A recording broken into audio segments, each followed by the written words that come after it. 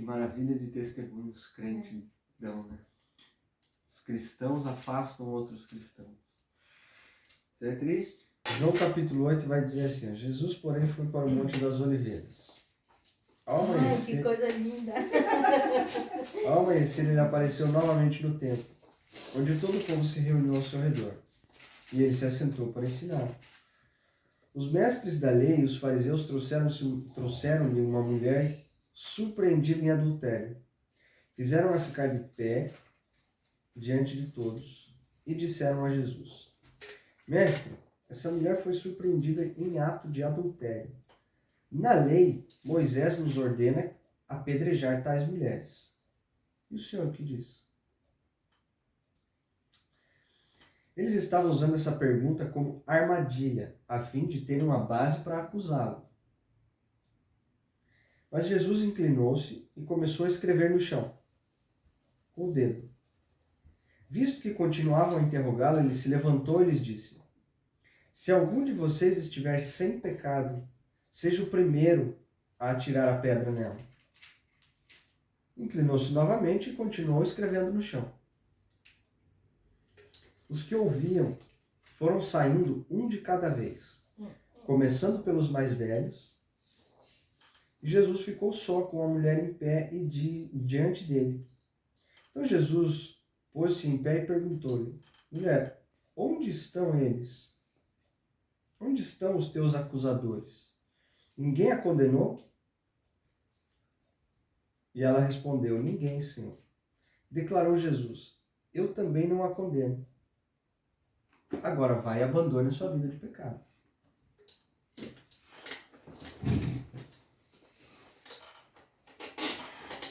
O que esse contexto aqui tem a ver com o que a Ângela estava contando, né? Pareceu meio que assim, a gente mudou de assunto, né? Mas não mudou de assunto. Eu falei que ela veio completar o culto e ela veio com esse testemunho e com o anterior. A gente já vai chegar lá. Jesus, ele se viu numa situação, ou melhor, colocaram ele aqui numa situação, colocaram uma mulher na frente dele, fizeram uma pergunta e a própria palavra vai dizer aqui que procurando uma maneira de acusar, criando uma armadilha para acusar Jesus.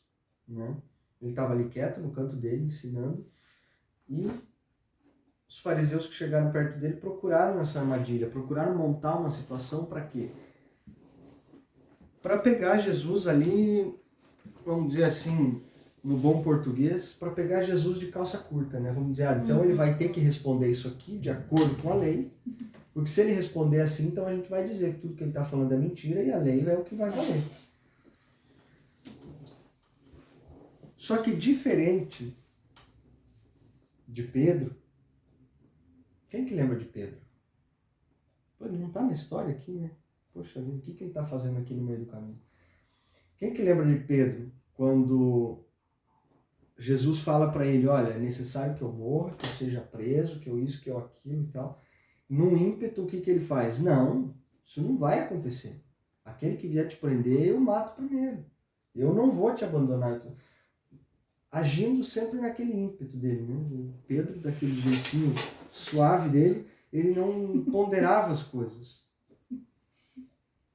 E a gente vai ver as mesmas atitudes depois, por exemplo, com Judas. Pô, também não está na história aqui, eu estou começando a falar abobrinha. Não. Judas, ele não pensou antes de fazer.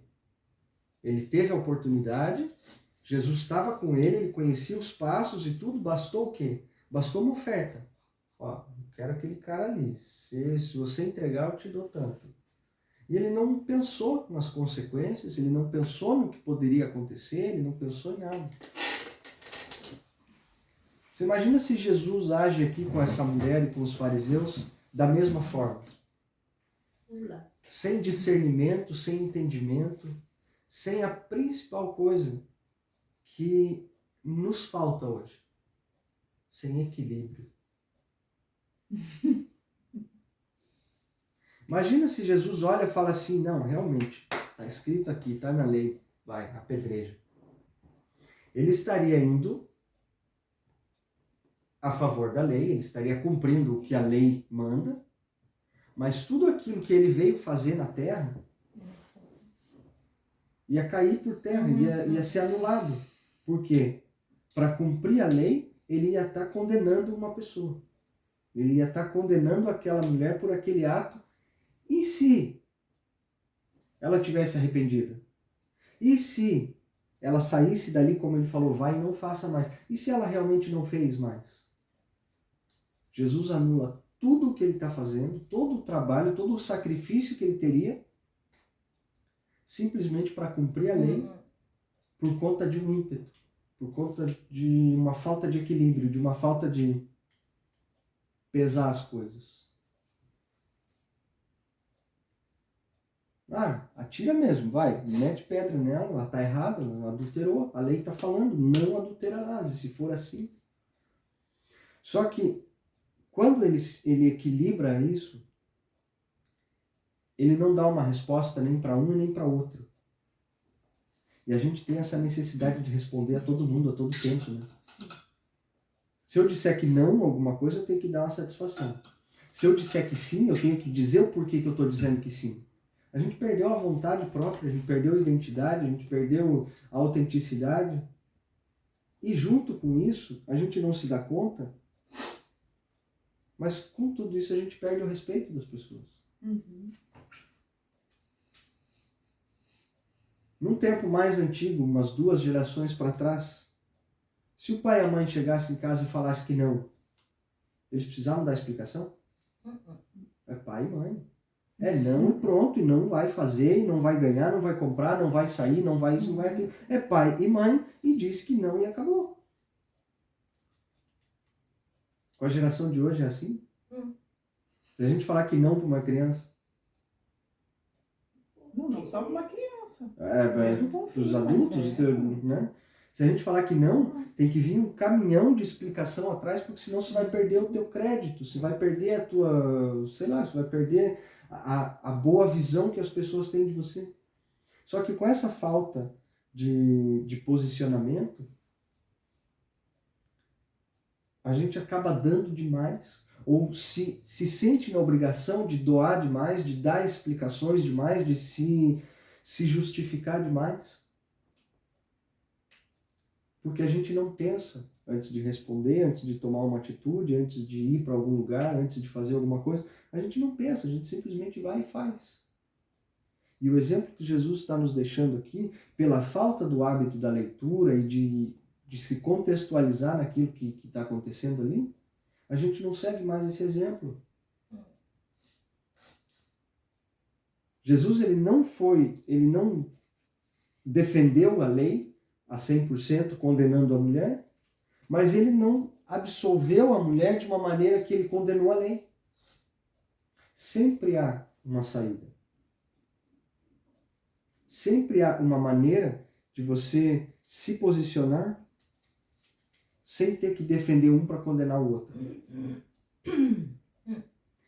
Temos as nossas escolhas, temos os nossos posicionamentos, mas se a gente aprende com o exemplo de Jesus, não estou dizendo que você vai aceitar tudo, que você vai abordar tudo e dizer assim, não, tudo é válido. Não, porque senão o corpo de Cristo vai virar o que tem virado aí em alguns lugares hoje. Estão aceitando tudo, por quê? Por medo de ferir. Por não ter justificativa para dizer que não aceitam tais coisas dentro do corpo de Cristo. Vamos aceitar. Vamos aceitar que não precisa ler o texto inteiro, só um versículo vale. Vamos aceitar que não precisa mais colocar Deus na frente, o que eu falar está falado. Vamos aceitar que um casal estranho à Bíblia possa entrar aqui na igreja e dar um bom dízimo, então vamos aceitar, porque se eu não aceitar eu vou perder. Se eu não aceitar eu vou ser intolerante, eu vou ser preconceituoso. Não é dessa forma, não é aceitar todas as coisas. Porque tem coisas que ferem muito a palavra de Deus. Vão muito contra aquilo que a palavra nos ensina e nos orienta a fazer. Mas essa falta de equilíbrio nos faz ir para extremos que muitas vezes são tão bons que acabam aceitando muita coisa, acabam tolerando tudo e todo mundo e acaba se tornando ruim. ou você vai para os extremos de ser muito ruim, muito negativo, muito contrário a tudo que aparece e te apresenta, e num dado momento você vai fazer o quê?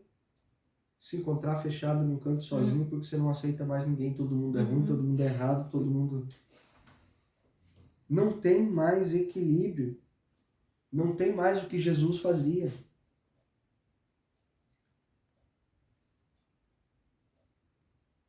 A gente não vai aceitar tudo, mas também não vai negar tudo. Por quê? Um ditado que não é, que é muito popular, mas não é bíblico, né? Não faz muito sentido biblicamente, mas se a gente entender isso a nível pessoal, eu acho que pode ser muito bem aplicado, que aquele que não aceita os defeitos do outro não tem amigos, né? Não amo. Exatamente. Aquele que não aceita, não é aceitável, né? aquele que não aceita os defeitos das pessoas, ah, não, mas fulano é muito estressado, fulano é fofoqueiro, fulano fala muita bobagem. E a gente para de ter o equilíbrio, de olhar para dentro de nós e falar qual o mal que eu causo para as pessoas que eu estou andando junto. A gente tem a tendência de pensar assim, não, aquele é ruim, aquele é ruim, aquele é ruim, tem que ser igual eu porque eu sou santo. Quanto mal eu já fiz para as pessoas que andam perto de mim? Sem nos dar conta. Não estou dizendo de um mal que você maquina. Isso daí já é outro departamento, né? É outra coisa. Não estou dizendo de um mal que você programa para prejudicar alguém. Mas às vezes na nossa maneira de falar. Eu aqui dentro de casa não canso de ouvir e tento melhorar. E já coloquei isso aqui em outras pregações. Eu sou um grosso estúpido. Eu sei que eu sou. Eu tenho pavio curto. Me perguntou 2, 3 vezes a mesma coisa. Falou uma coisa. Eu expliquei uma coisa. A pessoa não entendeu. Eu sei que eu já fico... E fora de casa, às vezes a gente tenta controlar. Dentro de casa, às vezes sai. A gente não é perfeito. E fora de casa, às vezes também sai. E quantas pessoas eu já afastei por causa disso? Eu não sei, porque ninguém veio me falar ainda. Mas eu sei que já afastei. Porque às vezes eu posso não falar para a pessoa aquilo que passou aqui dentro da minha cabeça. Mas eu tenho um outro defeito muito grande, é que minha cara fala por mim. Então, a gente não equilibra, eu não penso assim, poxa vida, eu entendi isso com mais facilidade. Talvez a pessoa não tenha a mesma facilidade, me custa explicar 2 vezes ou 3 vezes, ou 10 às vezes, né? Não sei quantas as pessoas vão precisar ouvir, mas será que em amor àquela vida eu não posso abrir mão dessa chatice, vamos assim dizer, e poder explicar 2, 3 vezes melhor aquilo? Mas não. Ah, poxa, a pessoa não entendeu porque não entendeu, então o problema é dela. E eu já afastei quantas pessoas por causa disso. Eu me coloco de exemplo porque eu não posso ficar falando dos outros. Se eu não me colocar primeiro aqui, é hipocrisia. Agora, olhamos para dentro de nós e pensamos quanto mal a gente já fez para os outros a ponto das pessoas se afastarem. Mas a gente tem essa tendência de dizer assim, não, as pessoas se afastaram por isso, por aquilo, eu não sei nem o que eu fiz. Ah, nossa, não sei o que aconteceu. Mas no fundo a gente sabe. Só que a gente não admite. E na hora que as situações acontecem, que a gente sabe que vai acontecer, a gente busca 1 milhão de justificativas. Ah, mas veja bem, isso aqui aconteceu, mas ó, até a Bíblia a gente usa. Fala, olha, mas veja bem, isso aqui é assim, isso aqui é assim. E a gente esquece do nosso equilíbrio. A gente esquece daquilo que a gente deve pensar primeiro no outro. Porque o Evangelho é isso. É nos anularmos em favor do outro. Isso é servidão. Isso é ser um servo do Senhor na terra. Por quê? Porque se a Ângela talvez não faz isso, aquela visita dela não ia ver isso na casa dela. Se dentro da tua casa gira só um egoísmo, um egocentrismo, eu estou preocupada com o meu bem-estar, porque eu sou crente, vocês que se danem, porque eu tenho que servir a Deus e não vou servir vocês. As pessoas vão ver Deus aonde? Em lugar nenhum. Vão ver uma pessoa religiosa, arrogante, que afasta todo mundo. Então a gente tem o quê? Deveríamos ter o quê? O equilíbrio. Eu estou dentro da minha casa, ou eu estou na rua, ou eu estou no meu trabalho, ou eu estou em qualquer lugar que seja, no supermercado, passeando, não sei. a gente tem que encontrar o equilíbrio entre ser um verdadeiro cristão e ser uma pessoa de verdade.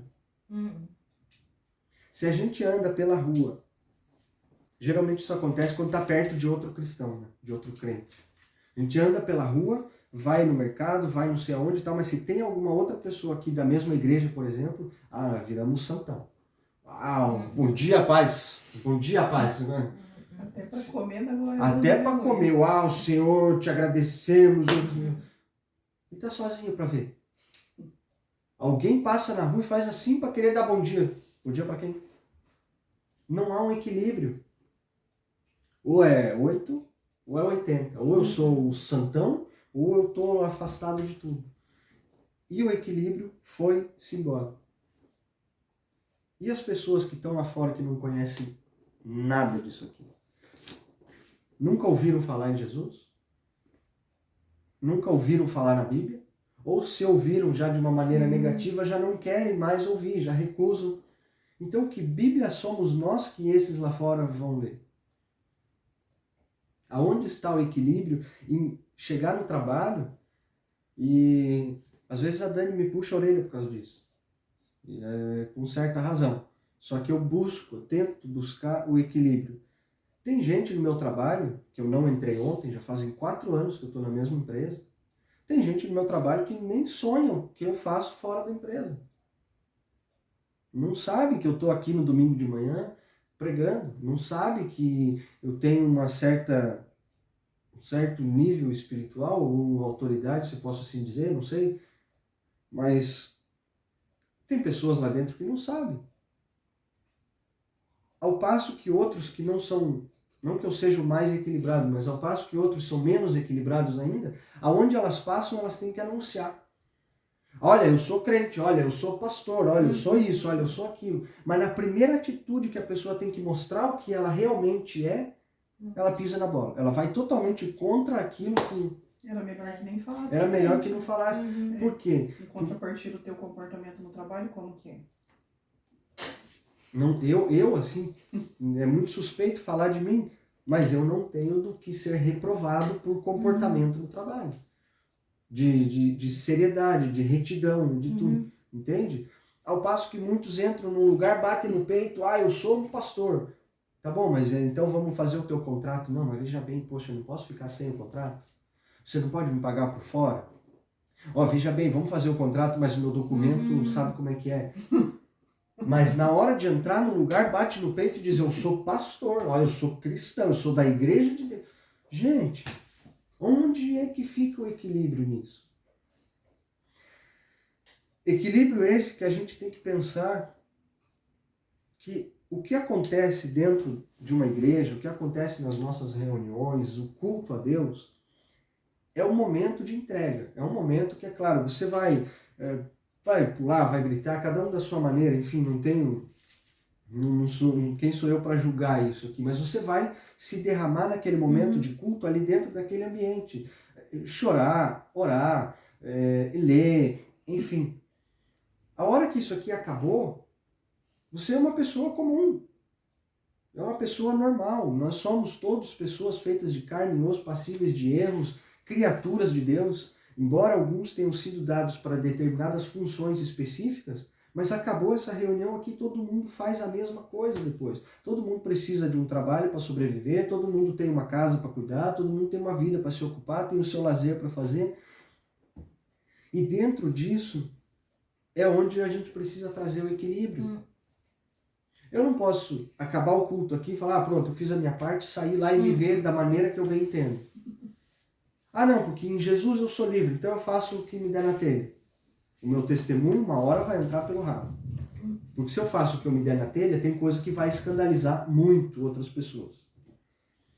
Agora, se eu termino isso aqui, eu saio lá na rua, em qualquer outro lugar, e eu continuo achando que eu estou dentro do culto, embora eu sempre falei que o nosso culto é 24 horas por dia, 7 dias por semana, isso e aquilo, mas é a maneira de se comportar.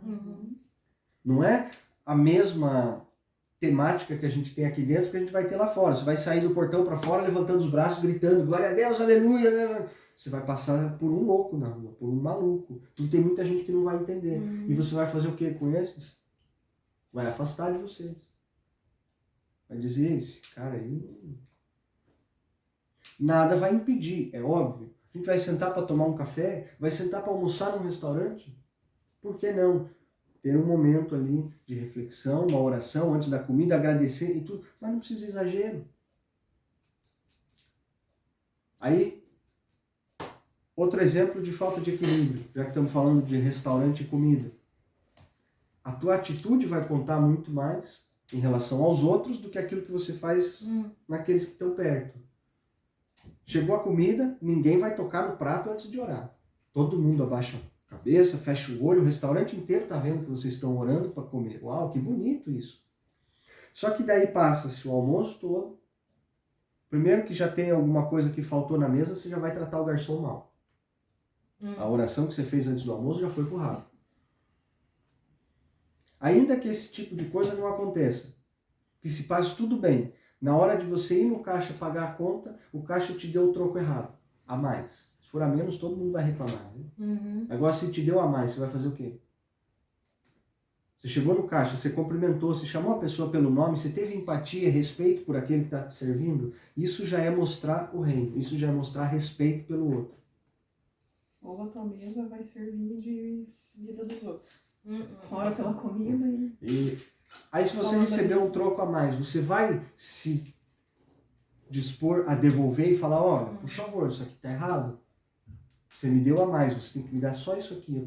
Ou você vai se aproveitar da situação, enfiar no bolso e ainda sair falando assim, olha, Deus me abençoou, Deus colocou a mão ali e me abençoou. Não, você sabe que aquilo está errado. Aonde é que está o equilíbrio? Aí você está condenando o outro em benefício próprio. Jesus, ele condenou alguém por causa da lei?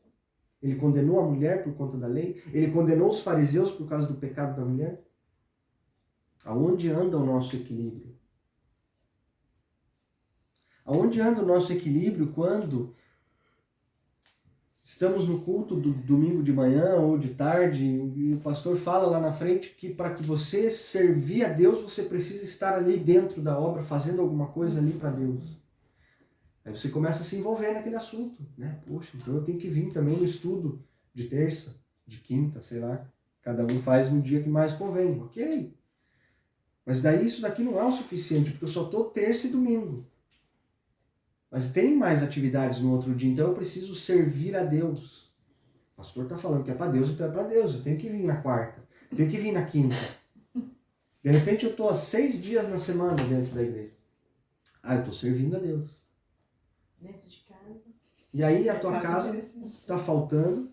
Se você já é alguém adulto com família, você já deixa de lado o teu marido, a tua esposa, o teu filho.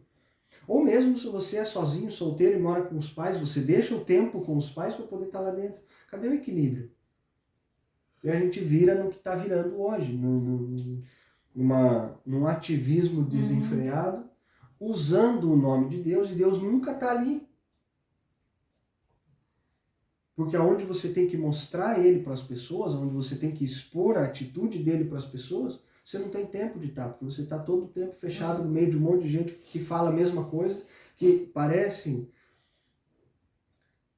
com perdão da expressão, da comparação, mas que parece cachorro quando está correndo atrás do rabo, que nunca consegue alcançar nada, mas ele nunca para, ele só está fazendo assim no mesmo lugar, correndo em círculo, não aprende nada novo, não ensina nada novo para os outros, não toca ninguém de novo para fora, por quê? Porque está rodando no mesmo círculo a todo tempo. Só fala de Deus ali naquele Exatamente. Só fala de Deus ali dentro, que todo mundo já conhece, Não evolui. já ouviu falar, mas não põe em prática, então não adianta nada.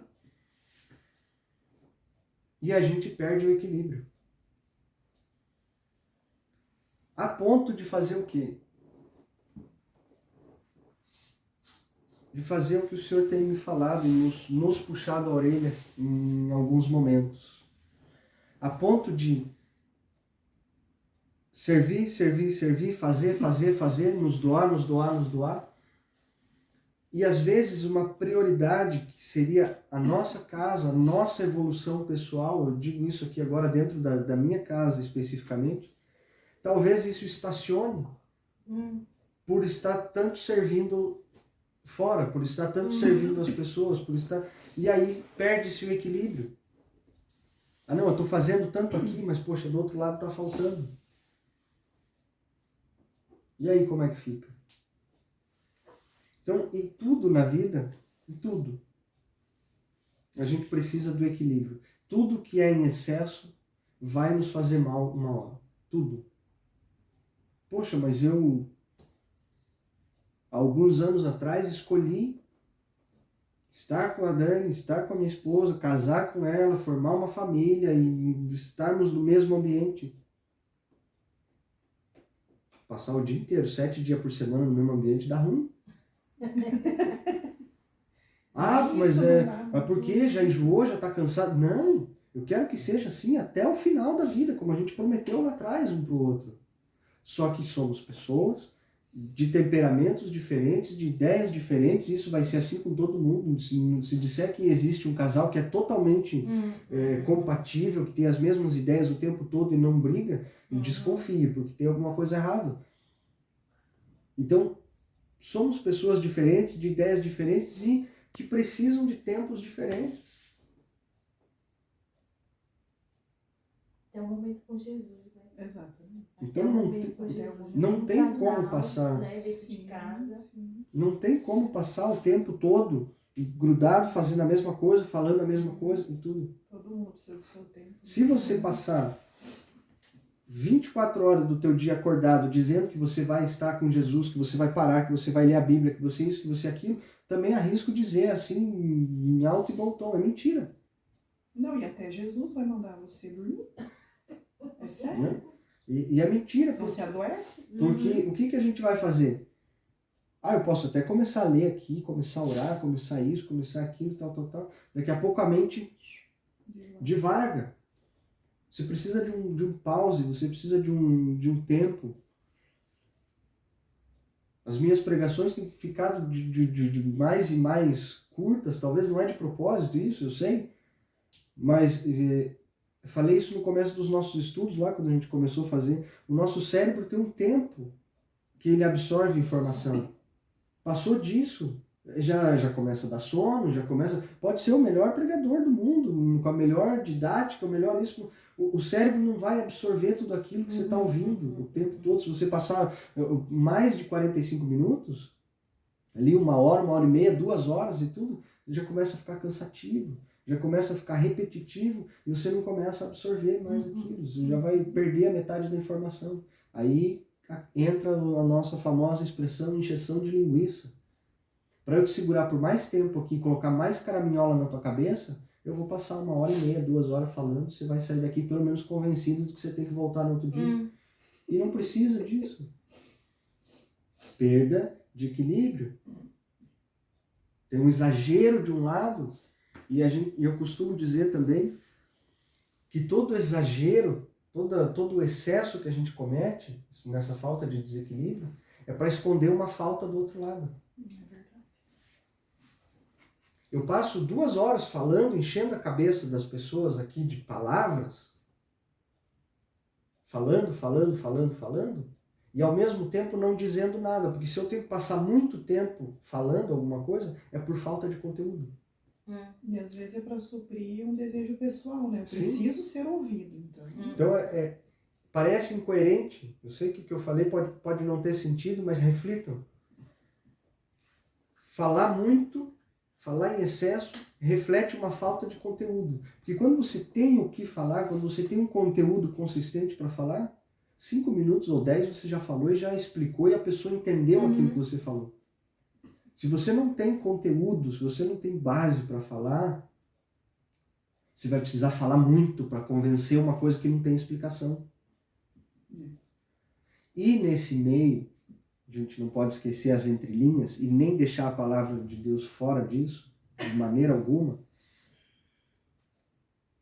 Nesse desequilíbrio de falar muito, Provérbios vai nos orientar, nos exortar e nos advertir que no meio de muitas palavras, ali mora o pecado.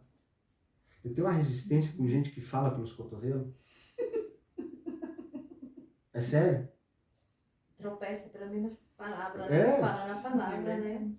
Às vezes é tão bom, tem certas pessoas que é tão bom a companhia que você fala 5 minutos e daqui a pouco os dois param e ficam quietos. Olha para os lados, observa, um observa o outro. Daqui a pouco vem uma ideia, um assunto, a gente fala e tá tudo bem. Agora eu tenho um incômodo de ficar perto de pessoas, ou em mesas, ou em reuniões, onde tem uma pessoa que nunca para de falar. E eu também não gosto de falar isso, mas em 99% dos casos eu tô certo nessa situação, que quando essa pessoa está no ambiente, tem uma pessoa que nunca para de falar, é sempre dela a palavra, sempre ela tem algo para falar, normalmente ela tem um problema. Ela causa um problema no meio dos outros. É verdade. A gente não tem assunto para falar o tempo inteiro, a toda hora com todo mundo. Se tem muito para falar, é porque tem alguma coisa para esconder. Ou quer convencer alguém de alguma coisa. E isso é triste. Ou pega a história de outro, né? Ou pega a história de outro. Quando não tem assunto para falar, vem a vida do outro na mesa.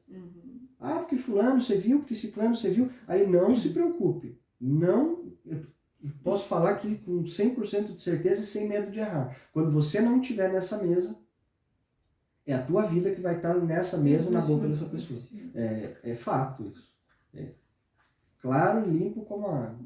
Então, que possamos achar o equilíbrio em todas as coisas. O equilíbrio no falar. O equilíbrio no servir. Na atitude. O equilíbrio nas atitudes. Até não ouvir, né? No Às vezes tem ouvir. que fechar o ouvido se a pessoa fala escrona. E, sobretudo, o equilíbrio nas nossas reações. Porque é na reação que a gente mostra quem é. É na reação que o humano vem para fora e mostra o quão desequilibrados nós somos. Pedro era um cara bacana, legal, de atitude. Mas não conheço mais desequilibrado que ele no meio dos 12. Veio o cara para prender Jesus, sendo que Jesus já tinha anunciado o que ia acontecer, sabia do que estava se passando. Na hora que o cara vai botar a mão em Jesus, ele saca a espada e corta a orelha do camarada. Desequilíbrio total. Nessa de desequilíbrio, nessa de falar mais do que a boca, por muitas vezes, o Espírito Santo pode sim agir, trabalhar e falar através da nossa boca. Só que não podemos nos esquecer que o inimigo pode fazer a mesma coisa no mesmo instante. Ah, estamos aqui dentro de um culto maravilhoso, nananina, nananá, uau, que legal, tudo bem, então o que o pastor falar é lei? Não, examine as escrituras, porque às vezes eu posso falar uma coisa que vai te edificar, mas por um deslize, por uma falha humana, eu posso usar um exemplo que pode matar você dentro do culto. Vou voltar a falar do nosso amigo.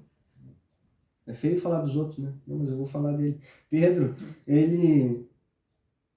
Quando Jesus fala para ele que ele vai ser preso, que ele vai ser isso e aquilo e tal, Pedro, instantes antes, ele recebe a revelação de que era o Cristo, era o Filho de Deus, e nanani, e nananá, e tal, e Jesus fala para ele, mas no entanto é necessário que o Filho de Deus passe por isso, por aquilo, que eu morra e depois eu ressuscite. Então, na hora Pedro repreende e fala, não, isso não pode acontecer com você. O que Jesus fala para ele? Ei, afasta-te de mim, Satanás. O mesmo cara que num instante ele recebe a revelação do Espírito Santo de que Jesus era o Filho de Deus, como assim Jesus olha para ele e fala, afasta-te de mim, Satanás? A gente tem que cuidar por onde a gente anda, com quem a gente fala, o que a gente se alimenta e o que nos influencia.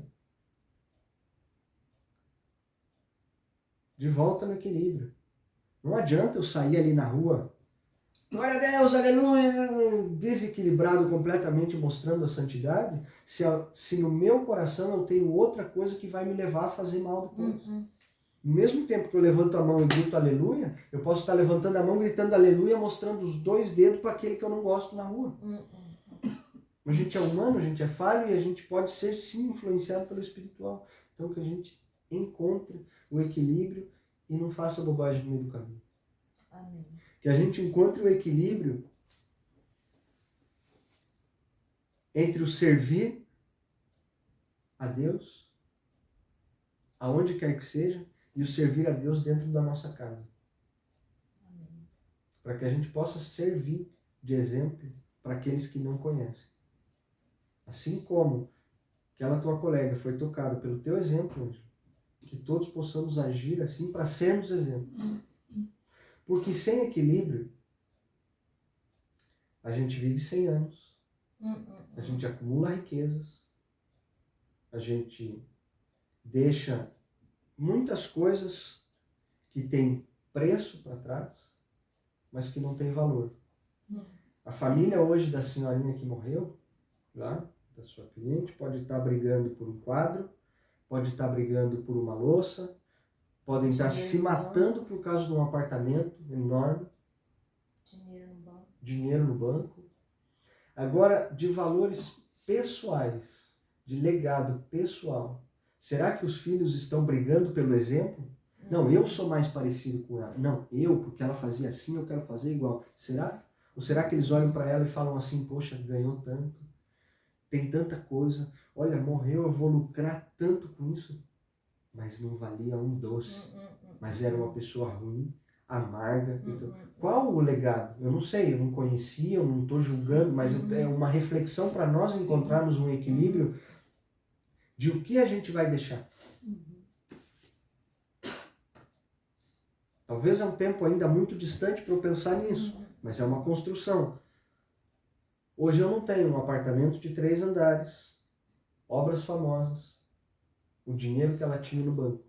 Talvez se eu me fosse hoje, eu não ia deixar nada disso para Maria Júlia. Mas será que a hora que eu não estiver aqui, ela vai lembrar dos quadros, do banco, de tudo, ou vai dizer assim, poxa, meu pai disse que eu tinha que fazer assim. Olha, meu pai era assim e ele respeitava isso, ele respeitava aquilo. Então eu quero ser assim, eu quero ter esse valor. Eu não quero ter o que ele tinha na mão. Será que a gente tem esse equilíbrio? Talvez eu não chegue nos 100 anos. Só que eu não vou esperar os meus 99 para construir alguma coisa. Porque o que ela vai ver de mim depois que eu me for, está sendo formado aqui. 4 anos, 5 anos, 6 anos, 7 anos. A hora que ela tiver 18, 20, 30, tudo bem, ela vai ter a percepção do pai dela do lado ainda. Mas tudo que ela aprendeu enquanto ela tinha 5, 6, 10, até os 12, vai contar muito. Então não adianta eu ser um tranqueiro agora e querer consertar lá nos meus últimos anos de vida. Quando eu estiver numa cama de hospital, ruim, doente, eu começar a pedir perdão para todo mundo. Tudo bem, nunca é tarde, o Senhor pode receber, mas eu não vou ensinar mais ninguém com isso. Eu vou estar aliviando o meu peso. Pedir perdão, ok, tá, agora eu posso partir em paz. Mas eu passei a vida inteira sendo ruim com os outros. É meio lógico que no leito de morte a gente peça perdão. O que é incoerente, mas é o que acontece. Por quê? Por uma vida sem equilíbrio, por uma vida sem amor, por uma vida sem conhecer quem é Jesus e ter o exemplo dele. E o que passar daqui é encheção de línguas. Em nome de Jesus, Senhor, que essa palavra possa brotar em nossos corações, ó Deus, que possamos encontrar em Ti, Deus, o nosso equilíbrio. Que a gente possa encontrar no Teu Espírito Santo um professor para o nosso equilíbrio, Senhor. Que Ele possa, Senhor, vir alimentar o nosso espírito, Pai, para que não venhamos agir com a nossa carne e assim sermos desequilibrados. Assim sermos servos de nós mesmos. Assim sermos servos de um sistema, Senhor, que de nada vai nos valer, que de nada vai nos acrescentar. Senhor, ensina-nos, Pai, o equilíbrio para que sejamos servos do Senhor aonde quer que estejamos, ó Pai. Para que possamos, Senhor, refletir, Pai, a Tua imagem, para que possamos refletir o Teu amor, ó Deus amado, em nome de Jesus, Pai. Orienta-nos, Pai, capacita-nos e ensina-nos, Deus. E afasta de nós aquilo que não provém de Ti. Afasta, Senhor, de nós aquilo que nos afasta de Ti, Deus, em nome de Jesus. Pai, que nós possamos aprender, Pai, a nos esvaziar, a nos diminuir, ó Pai, e nos anularmos, Pai, como diz a Tua palavra, para viver em Ti, ó Deus, para viver a Tua verdade, Senhor, para viver aquilo que o Senhor tem para nós, em nome de Jesus, Pai. Eu te peço, Senhor, te agradeço, Que a Tua presença seja conosco, Pai, neste dia, Senhor durante a Jesus nossa amado. semana, Pai, que possamos colocar em Aleluia. prática aquilo que ouvimos, Pai, aquilo que Sim, aprendemos, em Senhor, nome em nome de Jesus. Recebe, Senhor, este tempo, recebe esta oração, Pai, a nossa adoração aqui a Ti, em nome de Jesus, Pai. Declaramos que somente o Senhor o Senhor, só o Senhor é santo, só o Senhor é digno de toda a honra, toda a glória e todo o louvor. Em nome de Jesus, te agradecemos. Amém. E amém. Que o amor de Deus, nosso Pai, que a graça do nosso Senhor Jesus Cristo e a comunhão e a consolação do Santo Espírito esteja sobre nós, a partir de hoje e para sempre. E todos digamos amém e amém.